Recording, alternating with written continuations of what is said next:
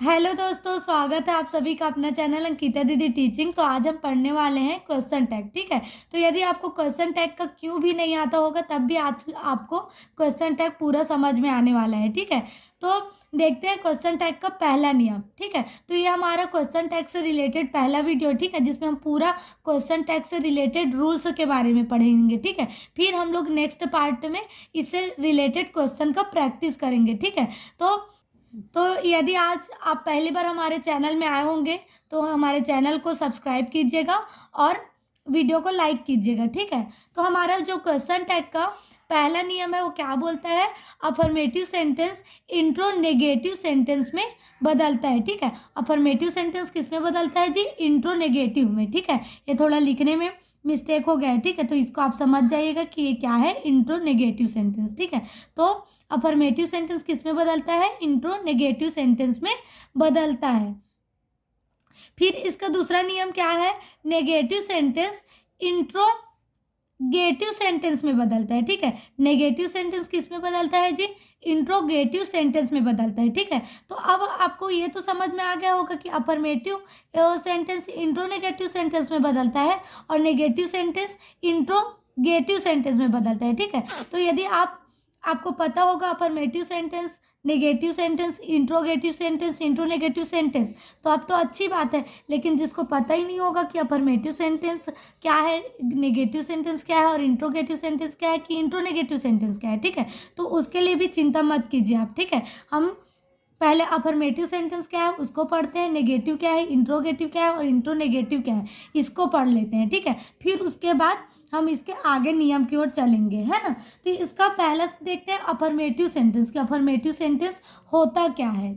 तो देखो affirmative sentence, ठीक है, तो अफर्मेटिव सेंटेंस क्या है इसको जानते हैं ना। तो अफर्मेटिव सेंटेंस का मतलब वह सेंटेंस होता है जिस सेंटेंस में हेल्पिंग वर्ब सामने नहीं होता और नॉट नहीं लगा होता, वह अफर्मेटिव सेंटेंस होता है। ठीक है, मतलब अफर्मेटिव सेंटेंस क्या होगा? जिसमें जो हेल्पिंग वर्ब यूज हुआ रहेगा वो सामने नहीं होगा, प्लस उसमें नॉट वर्ड भी नहीं आएगा। वो आपका कौन सा सेंटेंस होता है? अफर्मेटिव सेंटेंस होता है। ठीक है, तो देखो एग्जाम्पल भी है, आई एम गोइंग मार्केट। ठीक है, क्या बोल रहा है? I am going market. तो देखो इसमें हेल्पिंग वर्ब क्या है जी? एम। तो एम का यूज सामने हुआ है क्या? सबसे पहले हुआ है क्या? एम का यूज नहीं हुआ है ना। एम का यूज मतलब जो हमारा हेल्पिंग वर्ब है वो सब्जेक्ट के बाद लगा है ना, तो ये पहला साइन है कि आपका क्या सेंटेंस है? ये अफर्मेटिव। प्लस इसमें नॉट वर्ड आया है क्या? हेल्पिंग वर्ब के बाद नॉट दिख रहा है क्या आपको? नहीं दिख रहा है ना। तो हमेशा याद रखना, यदि आपका हेल्पिंग वर्ब सब्जेक्ट के सामने में नहीं है और प्लस इसमें नॉट वर्ड का यूज नहीं हुआ है तो आपका कौन सा सेंटेंस रहता है? अफर्मेटिव सेंटेंस रहता है। ठीक है, तो आ गया समझ में अफर्मेटिव सेंटेंस क्या होता है? ऐसा सेंटेंस जिसमें हेल्पिंग वर्ब सेंटेंस में सबसे पहले नहीं होता और प्लस नॉट वर्ड भी नहीं आता, वो आपका कौन सा सेंटेंस होता है जी? Affirmative sentence. ठीक है, तो अब अफर्मेटिव सेंटेंस से हम परिचित हो गए। अब सेकंड क्या जानेंगे? नेगेटिव सेंटेंस की नेगेटिव सेंटेंस क्या होता है। ठीक है, तो नेगेटिव सेंटेंस वह होता है जिस सेंटेंस में हेल्पिंग वर्ब के बाद नॉट लगा होता है, वह नेगेटिव सेंटेंस होता है। मतलब ऐसा सेंटेंस जिसमें नॉट वर्ड का यूज हुआ रहता है वो कौन सा सेंटेंस है जी? आपका नेगेटिव सेंटेंस है। ठीक है, तो देखो एग्जाम्पल भी देख लेते हैं। I am not going market. तो देखो सब्जेक्ट पहले, फिर क्या है? Helping verb. हेल्पिंग वर्ब के बाद कौन सा वर्ड यूज हुआ है आपका? नॉट। मतलब ऐसा ऐसा सेंटेंस जिसमें हेल्पिंग वर्ब के बाद क्या लगा रहता है? नॉट लगा रहता है, वो आपका कौन सा सेंटेंस होता है? नेगेटिव सेंटेंस होता है। ठीक है, जैसे कि I am not going market, कौन सा सेंटेंस हो गया? नेगेटिव सेंटेंस हो गया। ठीक है, अब देखो इंट्रोगेटिव सेंटेंस। ठीक है, कि इंट्रोगेटिव सेंटेंस क्या होता है इसको जानते हैं। तो इंट्रोगेटिव सेंटेंस वह सेंटेंस होता है जिसमें हेल्पिंग वर्ब सेंटेंस के सबसे पहला वर्ड होता है और जिसमें नॉट नहीं होता, वो क्या होता है जी? इंट्रोगेटिव सेंटेंस होता है। ठीक है, मतलब ऐसा सेंटेंस जिसमें ना जो हेल्पिंग वर्ब यूज होता है ना वो क्या होता है? सेंटेंस में सबसे पहले लगता है, वो क्या होता है? इंट्रोगेटिव। ठीक है, और प्लस उसमें नॉट वर्ड का यूज नहीं होता, वो कौन सा सेंटेंस है जी? Interrogative sentence. जैसे कि देखो एम आई गोइंग मार्केट। तो आपका जो हेल्पिंग वर्ब है वो कहाँ आ गया सेंटेंस में, सबसे पहले यूज हुआ ना एम।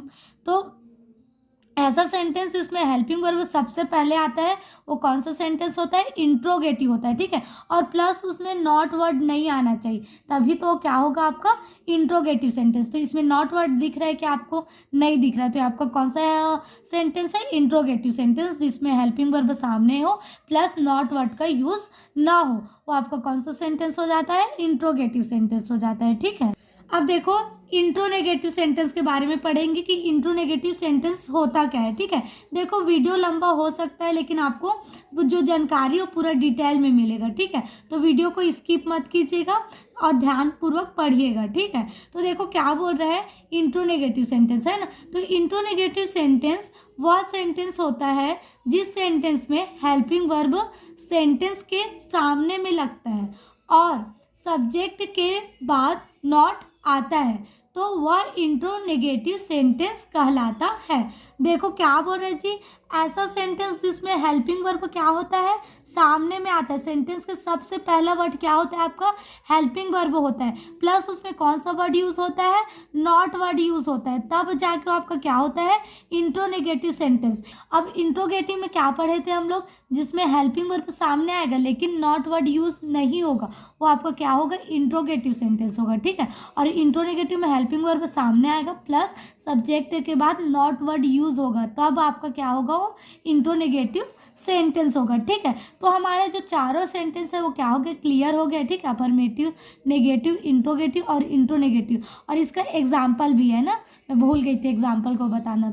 तो देखो एग्जाम्पल क्या है, am I not going market. तो देखो जो आपका हेल्पिंग वर्ब है एम, वो सबसे पहले आया, फिर आपका क्या है, सब्जेक्ट, और सब्जेक्ट के बाद कौन सा वर्ड यूज हुआ है, नॉट वर्ड यूज हुआ है। तो समझ में आ गया ना, मतलब हेल्पिंग वर्ब क्या होगा, सामने होगा, फिर क्या आएगा आपका सब्जेक्ट, फिर क्या आएगा नॉट, तो आपका कौन सा सेंटेंस होगा, इंट्रोनेगेटिव सेंटेंस होगा, ठीक है। तो ये हमारा चारों सेंटेंस क्या हो गया, कंप्लीट हो गया कि अफर्मेटिव, नेगेटिव, इंट्रोगेटिव और इंट्रोनेगेटिव सेंटेंस क्या होता है, ठीक है।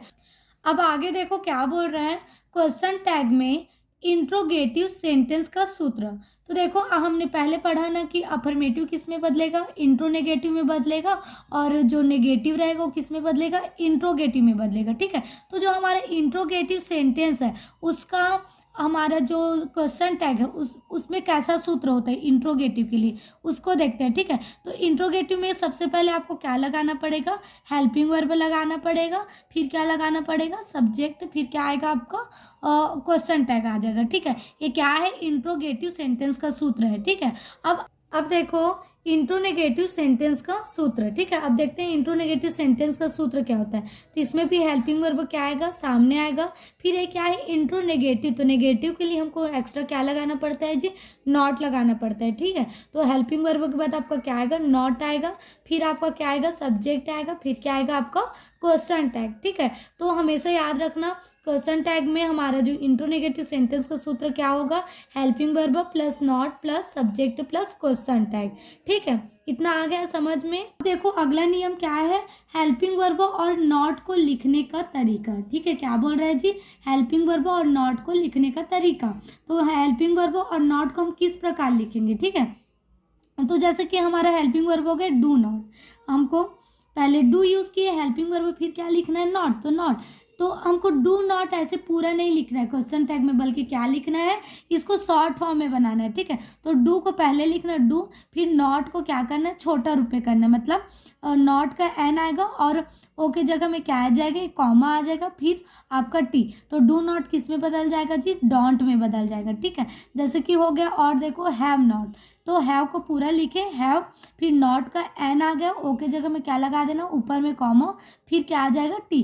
तो हैव नॉट को क्या लिखेंगे हम लोग, हैवेंट लिखेंगे, ठीक है।